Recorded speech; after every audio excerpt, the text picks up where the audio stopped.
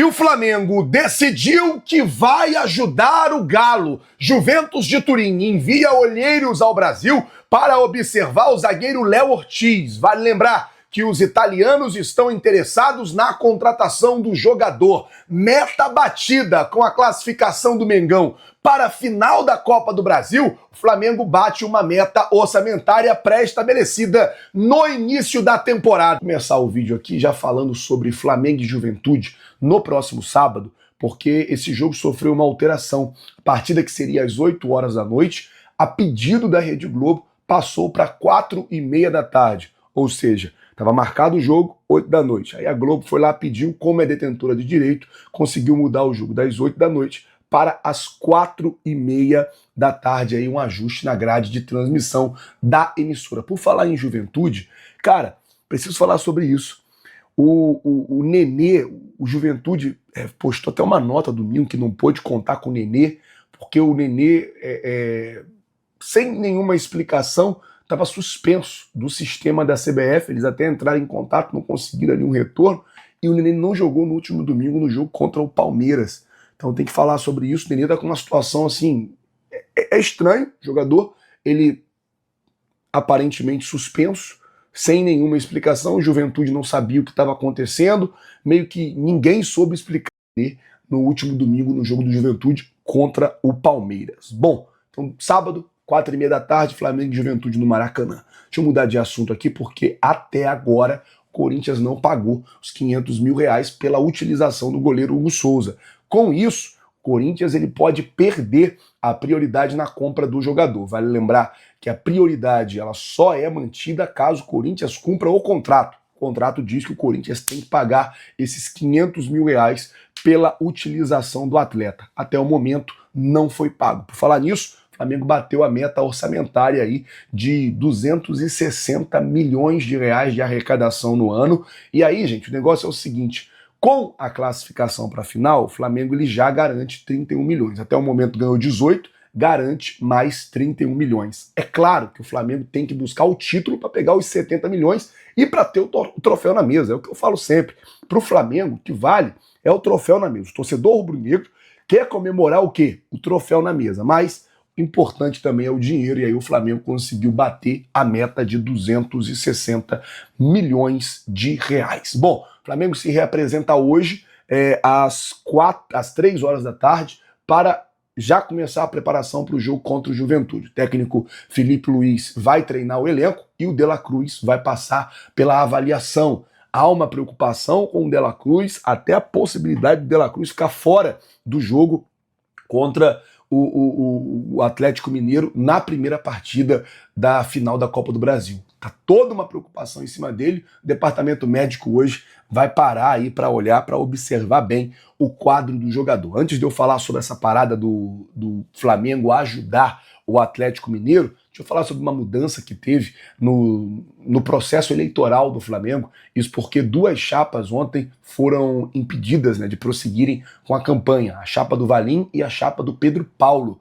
A comissão eleitoral encontrou irregularidades, né, foi o que foi falado, na confecção das chapas. E por conta disso, foram impugnadas aí essas 2 campanhas. O Valim disse que vai recorrer ao COAD, que é o Conselho de Administração do Flamengo, e também disse que vai fazer uma entrevista coletiva amanhã para explicar essa situação. Vamos aguardar para ver. Claro que a gente está de olho em tudo que está acontecendo nas eleições do Flamengo. Bom, mudando o assunto, falar agora sobre a situação do Léo Ortiz. Gente, o negócio é o seguinte: a Juventus está interessada em Léo Ortiz. 493 milhões de reais é o valor da multa e o Flamengo não tem interesse de vender o jogador. O jogador tem 29 anos.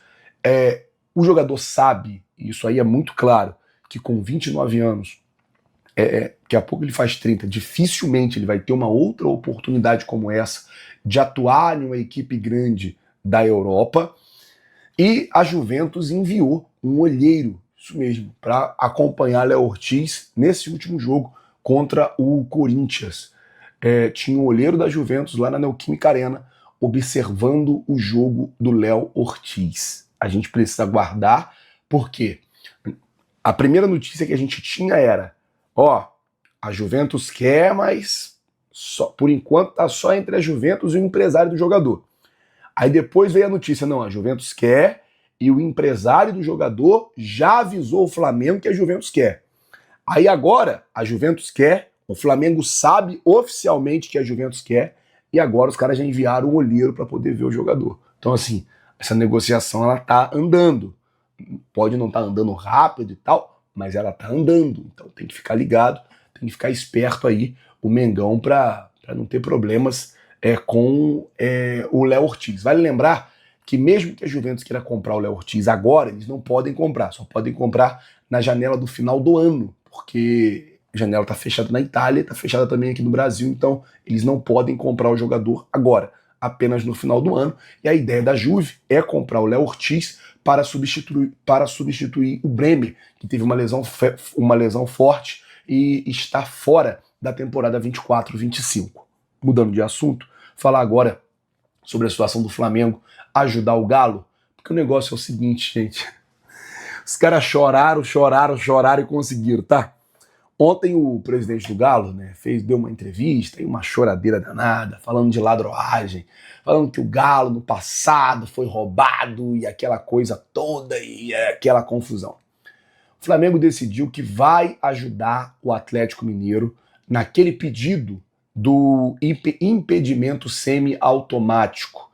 A ideia dessa tecnologia é fazer mais rápido a avaliação do VAR e fazer mais rápido também a conclusão nos impedimentos. O Galo chorou, o Flamengo atendeu e vai ajudar o Galo junto à CBF a pedir essa tecnologia. Agora depende da CBF se vai ou não implantar a tecnologia nas partidas da final da Copa do Brasil. Vale lembrar também que é responsabilidade da CBF, porque você tem que colocar esse impedimento semiautomático, você tem que treinar quem vai ficar no VAR nos 2 jogos, você tem que testar, treinar e fazer aquela coisa toda ali que vai demandar um tempo. Claro, não se tem muito tempo, mas tem tempo. Então, vamos ver como é que vai ficar essa situação. Fato é que o Galo chorou de um lado e o Flamengo decidiu ajudar do outro. O presidente Rodolfo Landim já falou que apoia o impedimento semiautomático nas partidas da final da Copa do Brasil. Torcer para dar certo, até por mais, como é que fala a palavra? Até por mais clareza e por mais lisura e por um futebol mais justo. Tá certo aí o Landim em apoiar a ideia aí do presidente Sérgio Câmara do Atlético Mineiro, mesmo com ele com uma choradeira absurda, falando pra caramba, o Flamengo vai ajudar aí o Galo nessa missão. Aí. E vamos falar do jogo. Corinthians 0, Flamengo 0. Antes da bola rolar, durante as últimas semanas, muita coisa foi falada. O jogo fora de campo esteve bombando. O noticiário, né? Mudança da data, Hugo Souza, o clima hostil, a frase falada pelo Mateuzinho, lateral direito, que pertence ao Flamengo, né? E que o Corinthians ainda não fez o pagamento, né? Mesmo caso envolvendo o Hugo Souza. E ele falou, olha, o clima vai ser hostil, o clima vai ser pesado. Foguetório na madrugada, na porta do hotel do Flamengo, isso aí é normal, já aconteceu em várias situações, em vários lugares, é errado, mas é normal. O clima era esse, o ambiente era esse, né? E eu estive esses últimos dias em São Paulo, e a confiança em São Paulo era enorme de que o Corinthians conseguiria a classificação na imposição da sua torcida, da fiel, que é extraordinária, que canta, que empurra, que vibra, é uma torcida diferente, aquelas coisas todas. Só que alguns detalhes foram esquecidos nesse pré-jogo? O mais importante, a qualidade dos times. Hoje ficou provado que o Flamengo tem uma equipe bem superior à do Corinthians. E é fácil explicar. O Flamengo, desde o início do jogo, estava dentro do seu posicionamento, jogando de maneira tranquila, até que aos 27 minutos do primeiro tempo, Bruno Henrique foi expulso de uma forma que não há nenhuma contestação, ele tinha realmente que ser expulso. 27 minutos do primeiro tempo. Olha o que sobrava de tempo nesse jogo, minha gente. Mas aí entrou algo que faltou na análise pré-jogo. E principalmente depois do que nós vimos no primeiro jogo no Maracanã. A qualidade. O time do Flamengo, ele é muito melhor que o time do Corinthians. E isso ficou explícito hoje. O Corinthians teve, a partir dos 27 minutos do primeiro tempo, um jogador a mais e só teve uma chance realmente que levou perigo, que foi aquele belo chute do Yuri Alberto no segundo tempo. Uma defesaça do Rossi. Tirando isso, um chute do Giovani na entrada da área, algumas cabeçadas que passaram perto, mas o que eu quero dizer é o seguinte: esse jogo de hoje expôs a diferença entre os times e a falta de qualidade do Corinthians, porque o Corinthians não conseguiu incomodar o Flamengo. Obviamente que era um jogo nervoso, um jogo tenso, um jogo que vale muito, uma final de Copa do Brasil, mas o Flamengo tinha uma desvantagem em campo. Mas a qualidade fez a diferença. E a qualidade foi o antídoto para o clima hostil. Porque a torcida do Corinthians no estádio começou a perceber o seguinte: olha o time dos caras aí. Um jogador a menos, tocando a bola, segurando, sem ataque, organizado. E aí entra um outro personagem do jogo, importantíssimo. Felipe Luiz. Gente, o Felipe Luiz fez hoje o quarto jogo como técnico profissional de futebol. Ele ganhou do Corinthians por 1-0, ele ganhou do Bahia por 2-0, ele perdeu para o Fluminense por 2-0 e hoje ele empatou com o Corinthians 0-0.